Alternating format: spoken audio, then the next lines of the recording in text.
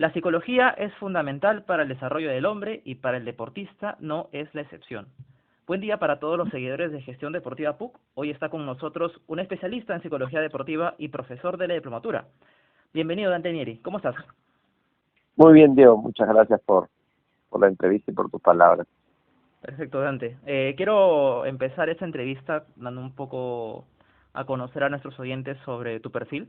Dante es magíster en Psicología del Deporte por la Sociedad Iberoamericana de Psicología del Deporte y la Universidad Livercuaré. Es psicoterapeuta, psicólogo del rendimiento y el deporte. Ha trabajado con diversas entidades deportivas como el IPD, como Sporting Cristal, la Selección Peruana de BMX, entre otros. Y además es profesor de diplomatura del curso de Habilidades Gerenciales. Con esta introducción quiero agradecerte, Dante, por tu tiempo y pedirte primero que nos hables más de ti y cómo así surgió tu relación con el deporte. Gracias, Diego.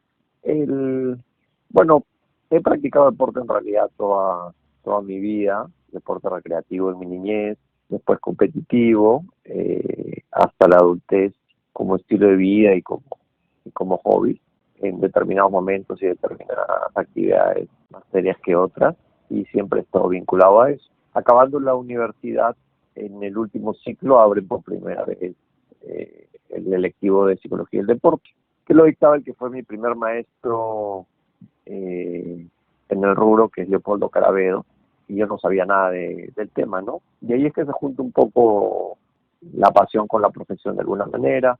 Me quedé bastante enamorado del tema. Yo quería hasta ese entonces dedicarme a clínica, y de ahí, bueno, decidí dedicarme al tema deportivo, y ahora en la actualidad me dedico a ambas, ¿no? O sea, a clínica y a deportiva. Es un rubro que, bueno, ha crecido ahora último bastante. Era bastante pequeñito cuando yo empezaba, y las generaciones anteriores aún más. El, entonces, básicamente es por ahí, por donde yo empecé, ¿no? Claro, Dante. ¿Nos podrías comentar un poco qué deportes practicabas? ¿Cómo así o cómo se dio el hecho de que tu formación como deportista ha podido influir en, digamos, tu orientación a la psicología deportiva? Bueno, yo de chico practicaba básicamente tres deportes que los llegué a hacer los más serios a nivel competitivo, que fueron primero el fútbol, el surf y el skate, sobre todo y específicamente en rampa. Ya en mi adolescencia, acabando la adolescencia, empezando la adultez, estaba más interesado por las artes marciales, y ahí me dediqué de lleno a estas, y específicamente con el jiu-jitsu brasilero, que es, digamos, la actividad que sigo practicando hasta del día de hoy, ya no de forma competitiva, sino eh, aunque de cuando en cuando, ¿no? Por diversión más que nada, como una forma, como un estilo de vida, como una forma de mantenerme activo, saludable, y porque la verdad que me gusta, y me parece sumamente entretenido, ¿no? Claro que sí, Dante. Y me imagino que en todos los deportes en los cuales has estado practicando, me podría imaginar yo que has visto algunas problemáticas en los deportistas, ¿no? O sea, tal vez los amateurs o los profesionales que tú veías practicando, veías algunas, no sé si deficiencias o algunos temas que ellos no podían superar en términos más allá de su rendimiento físico, sus capacidades físicas, que vaya por el tema de su psicología, ¿no? Bueno, para ser honesto, mientras yo practicaba cualquiera de estos deportes, no miraba a nadie, no estaba completa y absolutamente sobrecentrado en mí, en disfrutar y en mejorar. Y más bien es que con el tiempo, y con las distancias que iba viendo, acá pasaba esto conmigo, acá pasaba esto con el otro, porque cuando entrenaba, ¿no? Claro. No estaba mirando, observando al otro, que más bien es una habilidad que como psicólogo sí tienes que hacer. Como psicólogo tienes que observar muchísimo. Entonces, ahí sí vas diciendo, esto es lo que pasa, sobre todo cuando vas aprendiendo teorías, marcos teóricos, y vas entendiendo un poquito cómo funciona la psique del ser humano dentro y fuera del deporte, ¿no? Ujú. Perfecto, perfecto, Dante.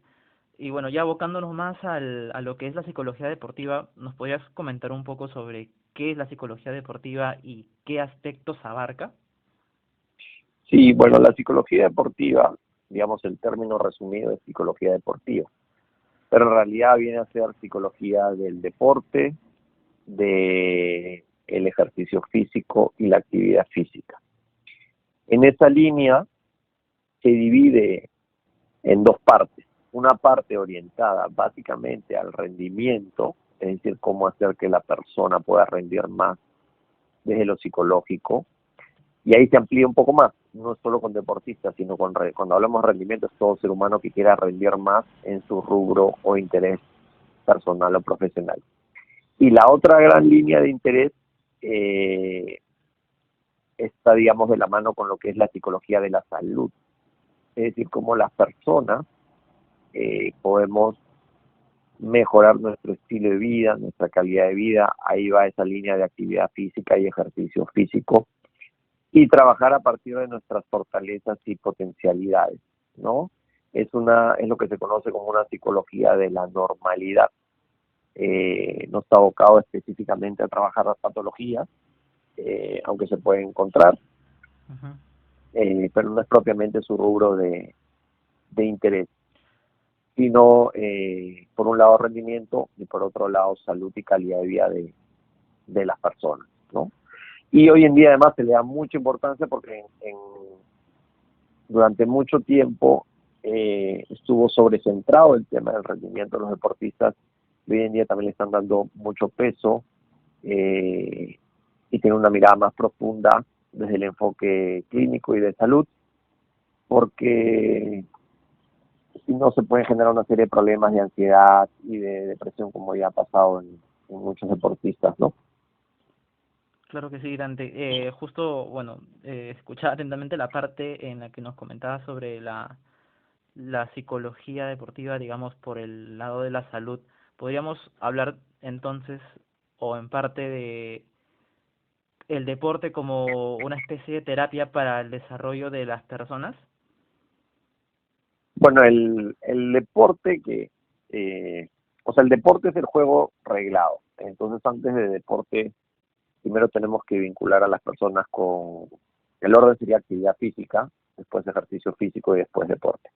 El deporte incluye el ejercicio físico propiamente. Entonces, dentro de nuestro desarrollo saludable, eh, para hacer nuevas conexiones cerebrales, para tener un sistema inmunológico más fuerte, para tener un cuerpo también más fuerte. Desde el inicio de la vida hay que vincularnos con eso. Después hay que vincularnos con el ejercicio, y después, bueno, el deporte también es un poco lo que nos llena el alma y el espíritu y nos divierte, y además es una excelente forma de trabajar lo que se conoce como habilidades blandas, Claro. ¿no? Que no son propiamente los conocimientos duros, sino cómo lidias con la frustración, cómo lidias con el éxito, cómo lidias con la derrota, cómo te reinventas, cómo desarrollas resiliencia, fortaleza mental, entre otras variables. Entonces, es una excelente forma de formar a las personas para la vida. Y de ahí vincularte con la actividad física y sobre todo con el ejercicio físico, te va preparando, y esto se puede, y el ideal es que se trabaje durante toda la vida porque además el cuerpo está hecho para moverse todos los días. Sirve como factor protector a futuro, ¿no? Haciendo una analogía, es como que uno va poniendo, eh, abre una cuenta en el banco y va ahorrando. Ujú. De repente joven no lo necesitas mucho, pero cuando seas una persona mayor, sí, entonces vas a tener una vida no solo más larga, sino tu calidad de vida va a ser mucho mejor para cuando lo necesites, ¿no? El, Genera toda una serie de sustancias, hace que el ánimo esté mejor, que mejore la atención, concentración. Entonces, ayuda muchísimo en un montón de aspectos. Si uno también es un académico, un estudioso, o sea, está completamente investigado que el ejercicio físico hace que mejore la capacidad de absorber el conocimiento, que esta más se vincula con meditación, es aún más potente. Eso es lo último, ¿no? Es un nuevo trío: meditación, ejercicio y lectura, por ejemplo, ¿no? Entonces, es sumamente importante tener claro eh, el vincularnos, el acercarnos al ejercicio. Y se puede incorporar a toda la familia como estilo de vida, ¿no? De hecho, en la misma coyuntura actual que estamos, el mantenernos positivos y haciendo ejercicio va a hacer que nuestras defensas, que nuestro sistema inmunológico sea más fuerte, ¿no? Claro que sí, claro que sí. O sea, justamente hablamos del cuerpo humano como un conjunto de procesos químicos, biológicos, en los cuales, digamos que estos procesos pueden influir mucho en nuestro estado de ánimo, en nuestra capacidad para poder defendernos, en nuestra capacidad para poder desarrollar todas nuestras actividades. Digamos que el cuidado del cuerpo y el deporte mismo aporta, como bien dices, a que nosotros podamos afrontar de mejor manera este tipo de cosas que nos ocurren en el día a día, poder enfrentarlas mejor, y no solo ahora, sino a futuro, ¿no? Como bien comentas, la analogía de la cuenta bancaria. Claro, lo que pasa es que la dificultad que tenemos es que en nuestro entorno, sobre todo con esta cultura de gimnasios, o sea, está muy orientado el tema del ejercicio físico a la estética. Y entonces hay una confusión un poco ahí. Y lo que muchas veces pasa, claro, por estética lo hacen de jóvenes y ya a partir de los 30 y van subiendo, dejan de hacerlo porque de repente trabajan cargas que ya no corresponden para su edad y no se adaptan. Y en realidad lo que debemos tener claro es que debemos hacer actividad física y ejercicio físico como estilo de vida. Eh, Desde que nacemos hasta que morimos. Y, y claro, como consecuencia de eso vas a tener una mejor estética, ¿no? Vas a tener un mejor cuerpo, vas a tener menos grasa, vas a ser más rápido, más fuerte, más coordinado, dependiendo de lo que entrenes. Pero a veces se confunde y el fin es la estética y no la salud, lo cual muchas veces es difícilmente sostenible, porque el cuerpo va a envejecer, ¿no? Y no va a ser igual, pues no vas a pretender tener a los 40 el cuerpo que tenías a los 20, ni a los 60 el cuerpo que tenías a los 40, ni a los 80 el cuerpo que tenías a los 60, ¿no? Y es aceptar también, ¿no? Esa realidad sin que implique que lo abandones, sino tenerlo como realmente como incorporado como un estilo de vida, ¿no? Claro, claro que sí, Dante. Nos comentabas también acerca de los distintos o de las diferentes etapas del ciclo de vida de la persona en la cual se puede desarrollar como deportista, y también nos mencionabas, digamos, una división entre el deportista amateur y el profesional. ¿Qué aspectos se trabajan más con un deportista amateur, o qué aspectos se trabajan más con un deportista profesional, o qué aspectos también se pueden trabajar más, tal vez en cada etapa de la vida, ¿no? Me imagino de que un que puede haber un trabajo psicológico para un chico que recién está empezando, un niño, tal vez un joven, un adulto. Me imagino que deben haber aspectos que se van trabajando de forma específica a lo largo que esta persona va creciendo. Bueno, la distinción entre deporte amateur y deporte profesional es bien difusa en nuestro medio, en mi humilde opinión. Para mí, deportista profesional es aquel que puede vivir completa y absolutamente de su deporte, lo cual pasa en pocos casos en nuestra realidad. En la línea de las edades, claro, hay que trabajar por etapas. Por ejemplo, en la niñez, a veces cuando se trabaja mal, se les entrena como si fueran adultos, y el objetivo en la niñez básicamente es que se enamoren de ese deporte, que lo disfruten, que la pasen bien, y dentro de un esquema lúdico, planificado, tipo circuito, se introducen los conocimientos técnicos para que vaya incorporando y desarrollando. Si al chico le gusta la actividad, perseverará. Entonces, ahí yo soy más pro trabajar con los formadores, que son los entrenadores, o los papás. Si tienen algunas dificultades específicas, ¿no? De que se ponen muy nerviosos de repente, se puede trabajar temas puntuales, pero la verdad que estas edades recepcionan muy bien, y si las clases están bien estructuradas y planificadas, les va muy bien en general a los chicos, a menos que haya alguna dificultad específica particular. De ahí, si les gusta, bueno, pasarán ya a un deporte más competitivo, donde suele haber eh, un desbalance, si se quiere, porque claro, han venido practicando más el deporte es técnico, táctico, físico y psicológico. Entonces empiezan a aparecer, tienen la técnica, la táctica a veces les cuesta porque a menos que los hayan formado bien, a veces no terminan de entender mucho el juego, o no saben bien los reglamentos. De hecho, el hábito usual es que juegas y aprendes las reglas jugando, pero no las leen, ¿no? Ujú, claro. Empiezan a aparecer las diferencias físicas por entrenamiento y por desarrollo. Es decir, nosotros tenemos el desarrollo cronológico, la edad que tienes, y tienes el desarrollo biológico. Entonces podrías tener un chico de 14 años, chicos de 14 años cronológicamente, pero biológicamente en la misma categoría tienes uno de 16 y otro de 12. No sé si me dejo entender. Claro que sí. Ujú. Y el otro son los retos psicológicos, porque entrenar no significa que tienes tanto las variables, que has trabajado las variables psicológicas que aparecen en competencia, ¿no?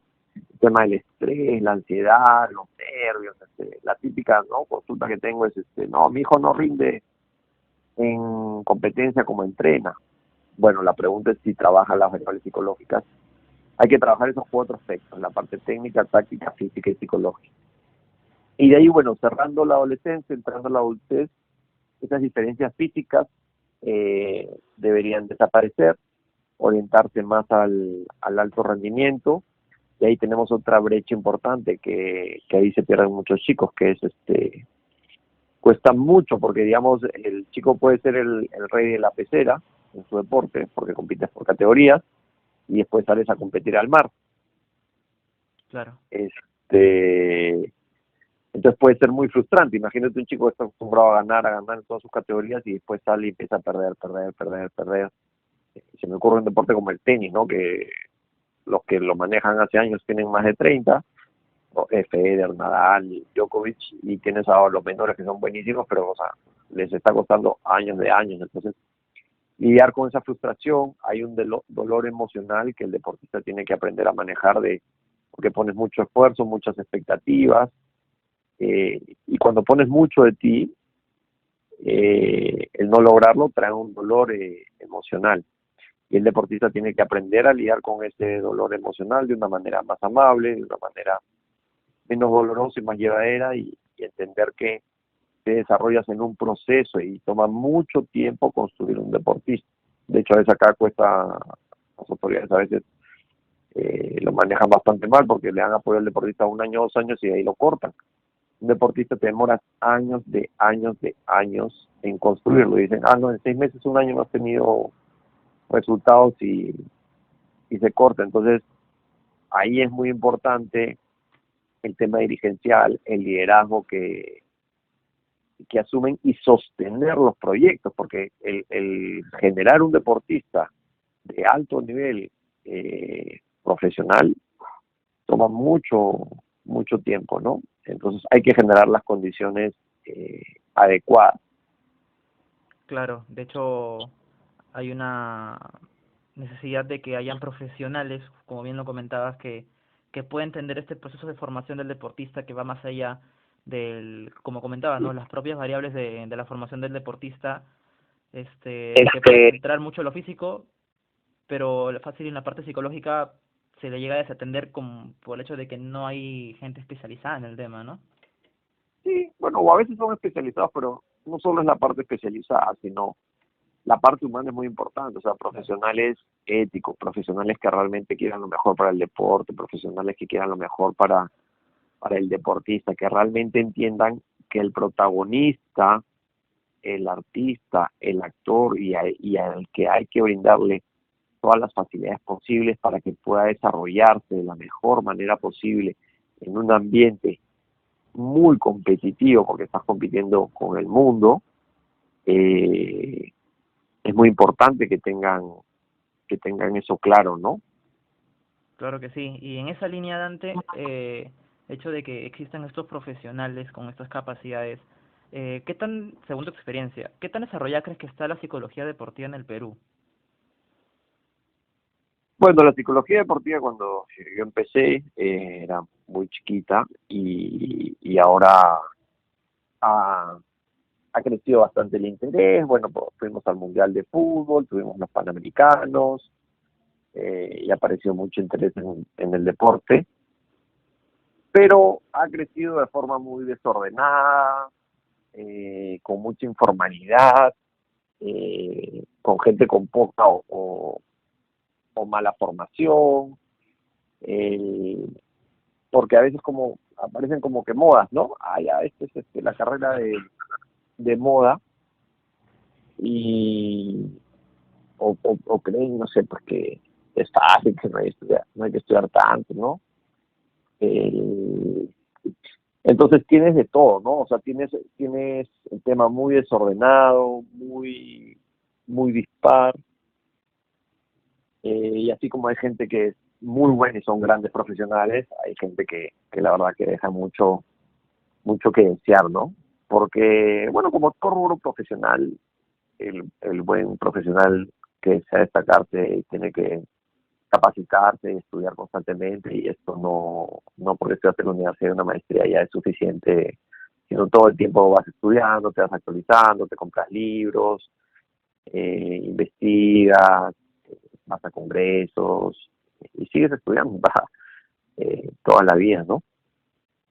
Claro que sí, uno siempre está aprendiendo constantemente y siempre está llevando, como siempre comentamos en la diplomatura, el entrenamiento invisible, ¿no? O sea, Difícil, ¿no? más allá de de los cursos que podamos llevar, incluso de la diplomatura, que de hecho tiene muy buenos profesores que nos dan el mejor contenido, está el hecho de que los alumnos también puedan, por su propio gusto por el deporte, por la gestión deportiva, el escuchar podcasts, el ver videoconferencias, el leer libros, Sí, claro. hay muchas cosas Bueno, que uno puede hacer por su cuenta, ¿no? eso es importantísimo lo que has hecho, y gracias por la ayuda. Efectivamente, tienes libros, audiolibros, podcasts y además hay un montón de recursos gratuitos ahora. El- entonces, sí, es muy importante eso, ¿no? Incluso yo lo pondría por delante, porque claro, tú puedes estudiar en el mejor sitio y estudiaste y te sacaste incluso 20, pero si no te sigues actualizando, interesando por el tema, te vas a estancar, ¿no? O sea, yo gente que sacaba super notas y ahí lo dejó y no hizo más. Eh, entonces es muy importante en un rubro, además que es muy dinámico, que es muy cambiante, que tiene altos niveles de exigencia y altos niveles de estrés. Eh, entonces sí, es muy importante, como mencionas, ese entrenamiento invisible, ¿no? Claro que sí, Dante. Quiero aprovechar en este momento para enfocarnos un poco más en la materia del curso que dictas en la diplomatura, que es el curso de habilidades gerenciales. Y quisiera Ajá. pedirte, por favor, que nos comentes qué son específicamente las habilidades gerenciales.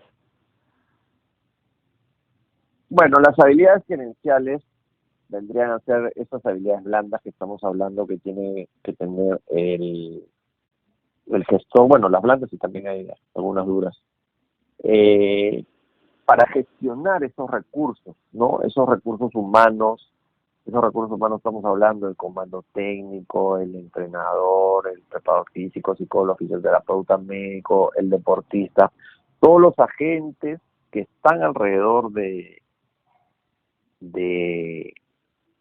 del interés de todos, que es el deportista, para ayudarlo a que pueda darle las facilidades para que pueda rendir de la mejor manera posible. Entonces, esa línea tiene que saber trabajar en equipo, tiene que saber coordinar, tiene que saber liderar desde un enfoque ético, desde un enfoque amable con las personas, con el medio ambiente.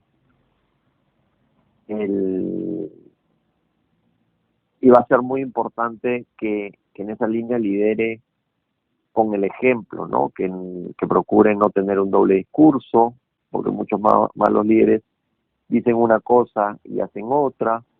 Entonces lo que dices con las palabras lo borras con las acciones, y las acciones son más potentes que las palabras, ¿no?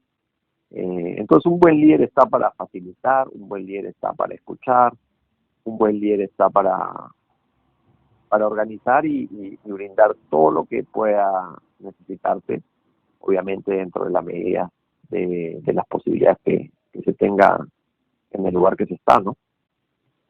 Claro, claro que sí, Dante. Y podrías, en todo caso, bueno, me surge este interrogante de si existen habilidades que predominan más para un sector y para el otro, y si es así, si nos puedes comentar, digamos, cuáles son las habilidades principales que debe tener un gestor deportivo y más o menos qué lo puede diferenciar de un gestor de otro sector X, o claro, qué es lo que caracteriza en cuanto a habilidades gerenciales a un gestor deportivo. La primera parte de tu pregunta, perdón, para entender bien, Ah, si es ¿qué diferencia? que habían habilidades gerenciales o habilidades que eran más acordes para un sector o para otro, si es que hay profesionales que requieren más habilidades más cierto tipo de habilidades que en otro sector. Y la segunda parte de la pregunta era si es que, en caso eso sea cierto, ¿qué habilidades tiene un gestor deportivo que lo pueden diferenciar de un gestor en otro sector? El, bueno, en teoría sí hay diferencias. En la práctica yo te diría que serían aplicables a los dos rubros, ¿no? La gran diferencia sería, bueno, el tema del conocimiento técnico específico del deporte, del rubro, de las normas, pero en el aspecto humano, en el aspecto de habilidades blandas, hay que escuchar a la gente, hay que generar sinergia, hay que trabajar en equipo, hay que ser un ejemplo, hay que interesarse por el otro, hay que trabajar de manera ética, hay que ponerle pasión, ganas, buena actitud, buena disposición, hay que tener tolerancia a la frustración, hay que contener a la población porque es alto nivel de estrés, no siempre se obtienen los resultados deseados. Entonces, para mí, sí, un buen líder tiene más o menos las mismas características y la gran diferencia sería más bien los temas técnicos específicos que requiere ese rol, ¿no? Claro, está bien, Dante. Y me surge también la interrogante de si el gestor deportivo, o perdón, el emprendedor deportivo tendría que desarrollar algún tipo de habilidad específica que tal vez lo pueda diferenciar de un gestor deportivo que digamos está trabajando en una entidad deportiva, pero que digamos que está ahí, pero el emprendedor deportivo que quiere crear algo, que tiene una idea innovadora, que quiere desarrollar su proyecto, ¿tendría que tener alguna habilidad en específico o qué conjunto de habilidades crees que podría tener esta persona que puedan diferenciarlo de otras? El, a ver si entiendo bien tu pregunta. Eh, Básicamente, cuando uno no tiene las habilidades técnicas para algo, lo que tiene que hacer es asociarse, ¿no? Asociarse con alguien que sí sepa eso. No sé, si yo tengo una idea para sacar un app como emprendedor deportivo y no sé de programación de eso, bueno, consigo a alguien que sepa, me asocio con una persona que sepa hacer eso, ¿no? Básicamente que también tenga ganas, buena disposición, la misma línea ética que es importante, o sea, la línea ética de valores sí va a ser importante porque si no se van a tener serios choques a futuro, ¿no? Porque como mencionaba previamente, sí suele haber problemas de doble discurso, que se dice una cosa y se hace otra, ¿no? Ujú. Claro, ok, ok, Dante. Y de hecho, la siguiente pregunta va por el hecho de que a veces algunas personas suelen comentar que una persona no puede aprender estas habilidades, sino que uno nace con esas Sí, habilidades, ¿no? Como por ejemplo, tal vez yo no puedo ser puntual porque no nací con ese sentido de la puntualidad, por así decirlo. Dando un ejemplo, ¿no? O yo no nací con esa orientación al logro. ¿Esas habilidades se pueden aprender realmente, se pueden desarrollar, o es cierto lo que se suele decir o lo que algunas personas dicen de que uno nace con esas habilidades? no, excelentes sus ejemplos y esos ejemplos son simplemente excusas, ¿no? Entonces, si queremos victimizarnos o queremos ser dueños de nuestras vidas y de nosotros mismos, todo es completamente aprendible y entrenable. De hecho, la propia psicología ha arrastrado durante muchos años ese paradigma. No, esto no se entrena si no se tiene o no se tiene. El coraje se tiene o no se tiene. La lucha se tiene o no se tiene. La perseverancia se tiene o no se tiene. Genéticamente, así como genéticamente hay unos más altos, más bajos, más fuertes, más rápidos, pero todo se puede entrenar y se puede mejorar. Y en esa línea, lo que suele pasar con el ser humano es que tenemos hábitos, y hay hábitos que suman y hay hábitos que restan. Entonces, por ejemplo, el ser impuntual es un hábito, y probablemente sea un hábito que le restará a la persona. Entonces, se puede trabajar eso, claro que sí, sin ningún tipo de problema, obviamente siempre y cuando la persona quiera hacerlo. Yo no voy a obligar a una persona a que cambie algo que no desea. La persona tiene que tener el interés de lograr ese cambio, ese crecimiento, ¿no? Claro, y en ese sentido, ¿cómo desde el lado de la psicología se suelen cambiar los hábitos para que una persona pueda adoptar una habilidad? Bueno, hay algunas técnicas, algunas estrategias que es un poco aburrido, pero básicamente lo que se puede hacer es un listado de las conductas que se desea obtener, se puede hacer otro listado de las conductas que se desea eliminar, y lo que requiere el cambio de hábito es una disciplina consciente de hacer la práctica. Puede funcionar con recordatorios, se necesita altos niveles de motivación para que en un tiempo determinado, luego de la práctica, incorpores ese nuevo hábito saludable, ¿no? En esa primera etapa es un esfuerzo consciente, porque si no caes en el hábito anterior, hasta que ese hábito se incorpora y se asume como parte del repertorio. Por eso lo recomendable es no hacer muchos a la vez, ¿no? 1, 2, 3 máximo, ¿no? Claro, y suele haber algún tiempo estimado en el cual se puede desarrollar o una habilidad o digamos un hábito en este caso como lo estamos conversando. O sea, por ejemplo, yo Bueno, sí. suelo leer de que son 30 días en los cuales una persona puede cambiar un hábito o adoptar uno nuevo, o tal vez no es así. O sea, no es blanco y negro, ni está escrito en piedra, ¿no? Pero primero decían 21 días, ahora están diciendo 66 días. Entonces, más o menos entre esos rangos, más o menos, puede ser lo que el tema de cambiar el hábito, ¿no? De hecho, somos un animal de una especie de costumbre. Entonces, estamos llenos de hábitos, estamos llenos de rutinas. Lo que pasa es que no somos conscientes de la cantidad de hábitos que tenemos. De hecho, ahora todo este tema de la cuarentena nos moviliza porque ha roto nuestro hábito, nuestra rutina. El, pero es completa y absolutamente modificable, ¿no? Claro, y justamente por el tema de la cuarentena vemos a una gran cantidad de deportistas que, dado esta coyuntura, no pueden entrenar, digamos que pueden salir a aflorar ciertos hábitos nuevos que tenían o que no pueden, el hecho de que no puedan desarrollar sus actividades los pueda frustrar un poco, tal vez. ¿Cómo ves cómo ves la reacción de los deportistas desde tu perspectiva o desde lo que has podido ver? ¿Cuál ha sido la reacción de los deportistas o cómo un deportista lidia con este tipo de situaciones?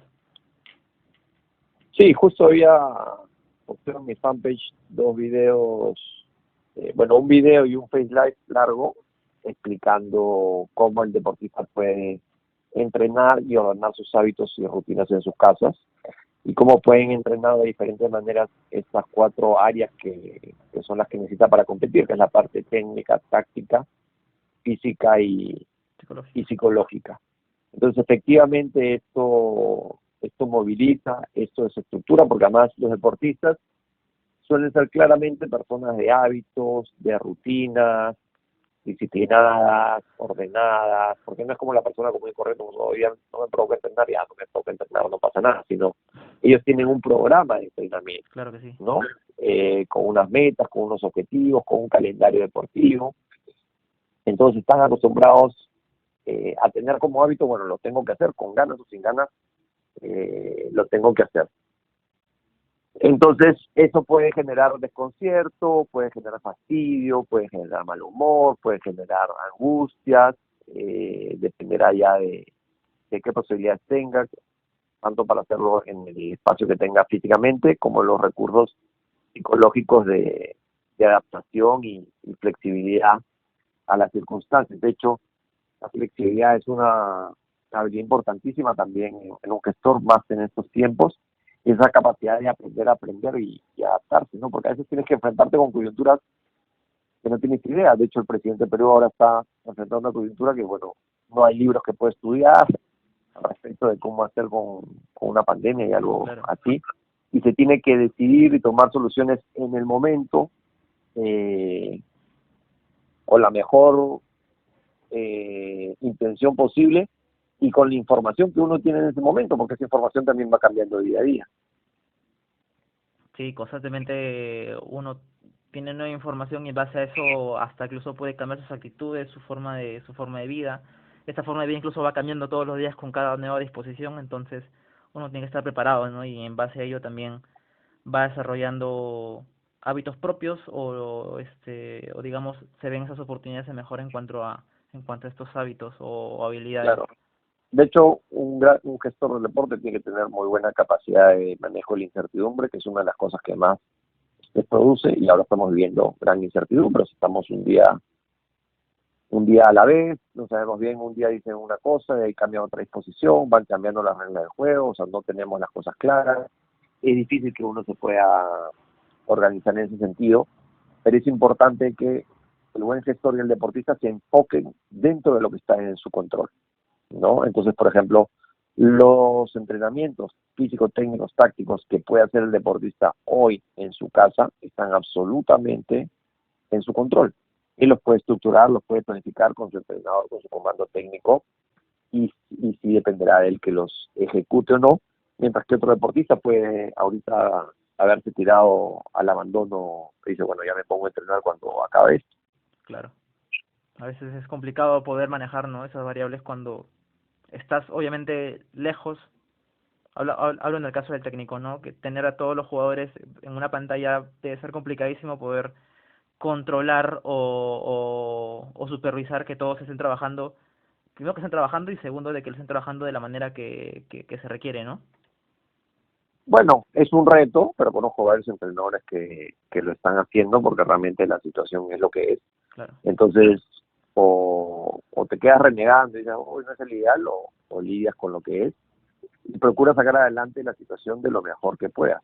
Habrá formas también de evaluar con las tecnologías, si lo pueden ver, cómo están entrenando, en qué condiciones están, si pueden hacer o no los ejercicios, si han hecho las tareas, si saben los temas que le dejó. O sea, si hay un montón de formas de entrenar muy interesantes, y hay que tener claro que el deportista sí puede regresar mejor a competir.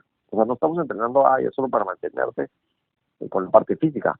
Puedes mejorar muchísimo entrenando las diferentes áreas dentro de las que destacan la parte estratégica, entender más el juego, y la parte psicológica. Y la idea es que regresen mejor de cuando empezó la cuarentena. claro que sí. De hecho, sí, bien comentas. O sea, no todas las áreas se dejan desarrollar. Uno en su propio hogar puede estar constantemente aprendiendo, constantemente viendo qué áreas puede mejorar. Uno se va conociendo como deportista y en base a ello va desarrollándose sin necesidad de poder estar en un campo de entrenamiento, ¿no? Sí, hay un montón de formas bien creativas que puedes establecer, y tampoco lo tiene que hacer solo el deportista. Lo puede hacer con el comando técnico que te puede diseñar y demás, dependiendo de la actividad. Hay deportes que te permiten más, hay deportes que te permiten menos, pero con absolutamente todo puedes seguir entrenando, y si lo organizas, los instructores los planificas, el deporte que sea, vas a regresar mejor, eso te lo por seguro. Y Dante, en base a tu experiencia, justo tomando lo que comentas sobre los profesionales del deporte, los gestores deportivos, ¿has notado algún perfil en términos de habilidades gerenciales del gestor deportivo peruano o del emprendedor deportivo peruano? Eso sí, si hay un perfil que identifique o el perfil que creo que es el correcto.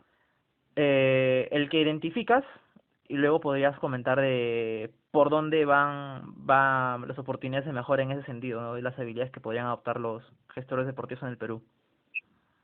Bueno, o sea, lo que creo es que eh, habría que hacer una investigación para definir el perfil. El, yo creo que en el perfil que necesitamos es muy importante que se escuche al deportista, que se escuche sus necesidades como se hicieron escuchar cuando los sacaron del pad, porque ellos te pueden decir claramente qué es lo que sienten y cuáles son sus necesidades. Entonces tenemos que